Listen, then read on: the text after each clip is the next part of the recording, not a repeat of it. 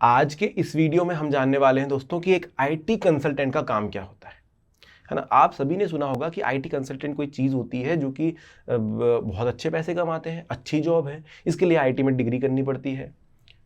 चलिए पूरी चीज़ बताता हूँ, क्या करना पड़ेगा, क्या काम होता है ना। तो लेकिन उससे पहले चाहूँगा कि यार सब्सक्राइब कर दो चैनल को। देखो, सबसे पहले जानते हैं कि एक आईटी कंसल्टेंट क्या होता है, फिर जानेंगे रिस्पॉन्सिबिलिटीज़ क्या है उनकी। दोस्तों, आप सभी को पता ही है आजकल का जो समय है ना वो पूरा डिजिटल होते जा रहा है। हर एक चीज़, मतलब छोटी से छोटी शॉप भी अपने पूरे काम को जो है कंप्यूटर पर ऑनलाइन रखना चाहती है ना। अपना जो रिकॉर्ड्स हैं सब कुछ ऑनलाइन रखना चाहते हैं।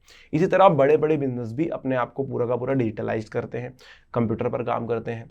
अब हर एक कंपनी, एक बड़ी सी ऑर्गेनाइजेशन है मान के चलिए, उनके पास इतना समय नहीं है कि वो वहाँ पर भी मतलब पैसे बचाने का काम कर सकें। कितने डिवाइसेस लगेगी इस सब चीज़ों को स्टोर करने में, जो डेटा उसको स्टोर करने के लिए कितनी डिवाइसेस लगेंगी, कौन सा सॉफ्टवेयर इस्तेमाल करना चाहिए। अब आप देखते हैं डीमार्ट जाते हैं, आप कोई खरीदी करने के लिए किसी मॉल में जाते हैं कुछ खरीदी करने के लिए, तो वहाँ पर एक सिस्टम होता है जिस पर वो लोग सिर्फ बारकोड स्कैन करते हैं, आपके बिल में डिटेल आ जाती है चीज़ों की कि ये चीज़ें कौन सा सॉफ्टवेयर इस्तेमाल हो रहा है ना।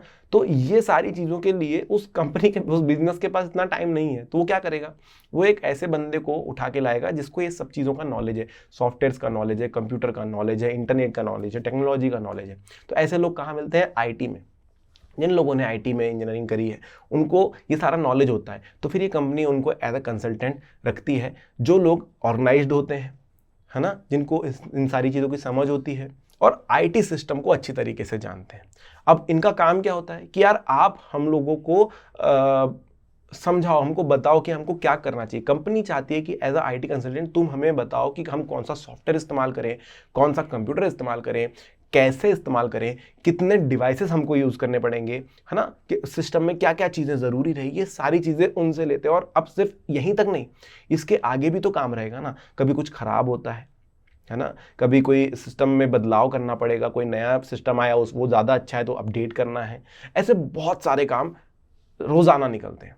तो ये सारे कामों के लिए आईटी कंसल्टेंट का इस्तेमाल किया जाता है। इस्तेमाल नहीं किया जाता, आईटी कंसल्टेंट को हायर किया जाता है। तो सीधे सीधे शब्दों में कहूँ तो आईटी कंसल्टेंट एक ऐसा इंसान है जो कि किसी भी कंपनी के टेक्नोलॉजी वाले जितने भी डिपार्टमेंट को स्मूथली चलाने के लिए मदद करते हैं, या उनके हाथ में ही सारा काम होता है। तो चलिए एक एक करके रिस्पॉन्सिबिलिटीज चेक करते जाते हैं इनकी क्या क्या काम करना होगा, ताकि आपको जब बनना है तो आपको भी पता रहे यार ये भी काम है, तो ये भी आप सीख सकें। तो सबसे पहली बात, आईटी कंसल्टेंट को अपने क्लाइंट के साथ थोड़ा काम करना होगा कोऑर्डिनेशन में, प्रोजेक्ट के ऊपर, ताकि उन्हें पता चले कि प्रोजेक्ट एक्चुअली है क्या, इस प्रोजेक्ट के लिए क्या क्या रिक्वायरमेंट्स लगेगी, और अगर ये प्रोजेक्ट हम करते हैं तो स्कोप कितना है आगे की, भाई ये सही ही चलेगा जो भी है, मतलब ये सारी चीजें आपको जाननी होगी। पूरा का पूरा घोल के उस प्रोजेक्ट को पीना होगा, तब जाके आईटी कंसल्टेंट को पता चलेगा कि क्या रिक्वायरमेंट्स। तो पहली चीज तो आपको ये समझ गई। अब ये नहीं है कि जो काम बिजनेस कर ही रहा है उसमें आपको पूरा योगदान देना, आपको सिर्फ समझना है कि क्या चीज हो रही है, ताकि आप उसके लिए एक बढ़िया सा प्लान बना सकें। अब आपको देखो, प्लान बनाने वाली बात आएगी नहीं तो टाइम स्केल देखनी होगी, आपको रिसोर्सेज का प्लान बनाना होगा कि कब कौन सा रिसोर्स खरीदना पड़ेगा, क्या चीज लगेगी, जरूरी लगेगी, और कैसे उस चीज को कंप्लीट करना है। चाहे वो एक सिस्टम हो, चाहे वो एक सॉफ्टवेयर हो, वो आपको देखना होगा। क्लाइंट के बिजनेस नेचर को समझना होगा, उनके वर्क कल्चर को समझना होगा, फिर उनकी जो भी नीड्स है उनको देखना होगा, आपको प्लान करना होगा और क्लैरिफाई करना होगा कि क्या क्या रिक्वायरमेंट्स है इस काम को अच्छे तरीके से करने के लिए, और इसकी पूरी रिपोर्ट आपको बनानी होगी। अब ज़रूरी नहीं है कि आप एक किसी ऐसी इंडस्ट्री में काम कर रहे हैं जहाँ पर सिर्फ और सिर्फ मोबाइल और कंप्यूटर से काम हो जाता है। हो सकता है कि आप एक कंस्ट्रक्शन साइट में काम कर रहे हैं, वहाँ पर आपको साइट्स पर जाना भी पड़ेगा, अलग अलग वहाँ की भी रिक्वायरमेंट देखनी पड़ेगी।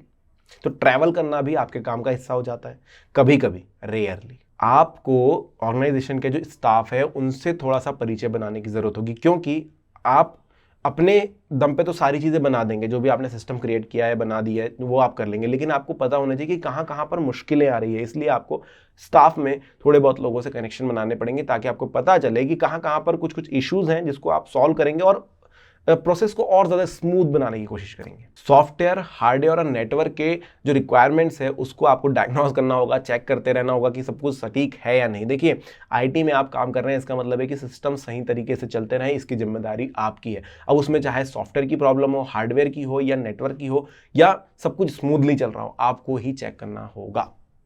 अब मान के चलिए कुछ ऐसा सॉल्यूशन निकल कर आया जो थोड़ा खर्चीला है, तो आपको उसको डेवलप करना होगा थोड़े अच्छे तरीके से, उसको सारे तरीके सोचने होंगे कि भाई कहाँ से ये सॉल्यूशन जो है अच्छा हो सकता है। उस पर आपको लोगों को मनाना होगा कि यार ये सॉल्यूशन अगर हम कर देंगे तो हमारी कंपनी का काम और भी ज़्यादा स्मूथली हो जाएगा, और कैसे आप जो काम कर रहे हैं वो पे बैक कर देगा आपके इस इन्वेस्टमेंट को, जो भी आप सॉल्यूशन दे रहे हैं उसका जो खर्चा है उसको कैसे पे बैक कर देगा, वो भी आपको समझाना होगा ताकि आप और स्मूथली अपने प्रोसेस को चला सकें। और जो भी सॉल्यूशन आप दे रहे हैं उसको रिटन और ओरल दोनों तरीके से प्रेजेंट करना भी आपको आना चाहिए। अगला जो काम है दोस्तों वो थोड़ा सा अलग हो जाता है सभी चीज़ों से। क्यों? क्योंकि देखो जैसे मैंने बोला ना पहले आपको कि एक सॉफ्टवेयर पे आप अभी तक काम कर रहे थे, पूरी कंपनी आपकी काम कर रही थी, आप उसको चला रहे थे, लेकिन अब हो गया कि कुछ नया अपडेटेड सॉफ्टवेयर आया है, तो आपको एक चेंज करना पड़ता है कि इससे निकलकर इस पर, तो सभी लोगों को सिखाना भी पड़ेगा, सॉफ्टवेयर कैसे काम कर रहा है वो दिखाना पड़ेगा, है ना। तो ये जो चेंज है जिसकी वजह से आपकी प्रोडक्टिविटी पे थोड़ा सा फर्क पड़ सकता है, इफेक्ट पड़ सकता है, आपकी प्रोडक्टिविटी कम हो सकती है, वो ना पड़े उसके भी रास्ते आपको खोजने पड़ेंगे। और आपको ये इंश्योर करना होगा कि भाई जो भी चीज़ में चेंज किया जा रहा है, जो भी चीज़ चेंज की जा रही है, उसके बावजूद भी, चेंज के बावजूद भी प्रोडक्टिविटी पे किसी प्रकार का प्रभाव ना पड़े, आपकी जो एफिशिएंसी है वो बरकरार रहे और काम भी हो जाए। तो ये करना भी आपका काम होता है। अब चाहे आप उसको, बहुत सारे तरीके होते हैं, कुछ लोग ऐसे करते हैं कि स्टेप बाय स्टेप वो चेंजेस लेकर आते हैं ताकि धीरे धीरे आपके सारे एम्प्लॉयज सीख जाए, या फिर कुछ लोग होते हैं जो एकदम से लाते हैं और एक पूरा दिन निकाल करके फिर एक्सप्लेन करते हैं कि ये जो नई चीज़ है ऐसे काम करेगी। तो ये अलग अलग स्टेप्स जो है आप ले सकते हैं अकॉर्डिंग टू द प्रोसेस।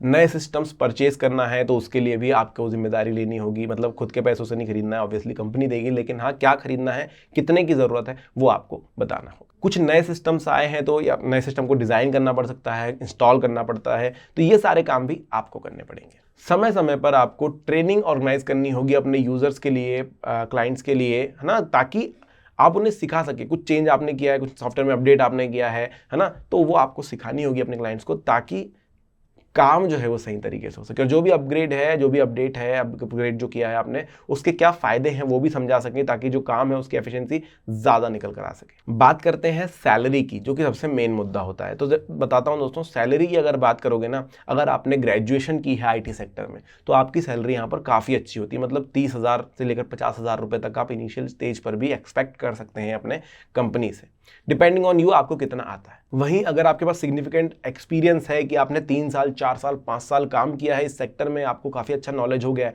तो आप 50 से 80 हज़ार 1 लाख रुपए तक भी एक्सपेक्ट करते हैं अपनी कंपनी से, क्योंकि एक्सपीरियंस को पैसा मिलता है ना। जितना आपने काम किया है वो आपका यहाँ पर शो होगा। बात करें वर्किंग आवर्स की, कितना काम करना पड़ेगा, कितने देर काम करना पड़ेगा, तो आपको तो जनरल जो टाइमिंग होता है ऑफिस का 8 घंटे, वही आपको काम करना पड़ेगा। लेकिन ज़्यादातर आपको ऑफिस जाना पड़ सकता है। कई सारी कंपनी ऐसी होती है जिसमें आपको जाना पड़ता है, जाकर के वहाँ पर काम करना होता है, क्योंकि आपको समझना होता है कि किस तरीके का इनका वर्क कल्चर है ना। 8 घंटे ही काम करना है, उससे ज़्यादा नहीं। कभी कभी हो सकता है थोड़ा ज़्यादा काम करना पड़े, अगर कुछ प्रॉब्लम्स आ जाती हैं तो उसका सॉल्यूशन निकालते निकालते आपको समय लग सकता है। और क्योंकि आप की इंसान बन जाते हैं सबसे ज़्यादा, क्योंकि आपको आप ही मतलब रीढ़ की हड्डी है, टेक्नोलॉजी अगर खराब होती है तो पूरे ऑफिस का काम रुक जाएगा, तो आपको थोड़ा ज़्यादा काम यहाँ पर करना पड़ सकता है। लेकिन वो भी रेयरली, आप जितने अच्छे से चीज़ों को मेंटेन करेंगे, जितने अच्छे से मैनेज करेंगे, उतना अच्छा आपके लिए होगा। तो ये है दोस्तों एक आईटी कंसल्टेंट के काम। आई थिंक मैंने आपको सब कुछ समझा दिया है। अगर आपको अभी भी कुछ डाउट है तो कमेंट सेक्शन में पूछ लीजिएगा। मिलेंगे नेक्स्ट वीडियो में नए कुछ